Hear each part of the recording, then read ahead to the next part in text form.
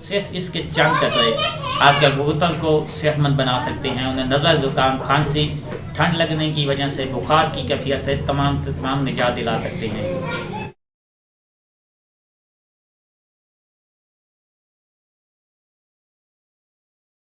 अस्सलाम वालेकुम, मैं हूं डॉक्टर मदद इकबाल। आज एक नई वीडियो के साथ आपकी खिदमत में पेश हाजिर हूँ। सर्दियों का सीज़न चल रहा है, हर जगह धुंध नहीं पा रही है, ठंडी हवाएं चल रही हैं, या खस्ता हवाएं चल रही हैं।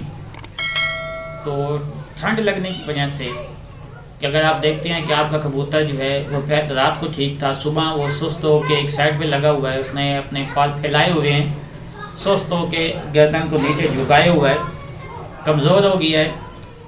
तो आपने करना ये है कि किसी भी अच्छे होम्यो स्टोर से आपने एक्कोनाइट 30 की ये पोटेंसी ले लेनी है। ये मैं आपको दिखा रहा हूँ, इसकी तस्वीर भी जो है वो मैं स्क्रीन पे शो कर देता हूँ। ये किसी भी कंपनी के आपको पाकिस्तानी ले लें, तो आप लेके अगर आपके पास कबूतर चंद हैं तो उनका मुंह खोलें, 2 कतरे उनके मुंह में सुबह, 2 दोपहर, 2 शाम, 3 टाइम इस्तेमाल करें। अगर आपके पास कबूतरों की तादाद ज़्यादा है तो आपने करना ये है कि 1 गिलास हल्का सा नीम गर्म पानी ले लें, उसे बोतल में डाल लें, छोटी बोतल में डाल के उसके अंदर आपने इसके 10 कतरे, 1 गिलास के अंदर 10 कतरे शामिल कर देनी है और बोतल को अच्छी तरह 5 से 10 मरतबा झटका देना है। जब झटका दे के आप उस बोतल को झटका देने के बाद आपने करना ये है कि उसको आपने किसी बर्तन में डाल के अपने कबूतरों के आगे रख देना है। वो जैसे ही पीना स्टार्ट कर देंगे, इंशाल्लाह उनको नज़ला, ज़ुकाम, खांसी, बुखार, तो आप ये 1 से 2 दिन इस्तेमाल करेंगे तो इंशाल्लाह इसके साथ तमाम ठंड की वजह से जितने भी मसाइल हो चुके हैं इंशाल्लाह इसके साथ बेहतर हो जाएंगे।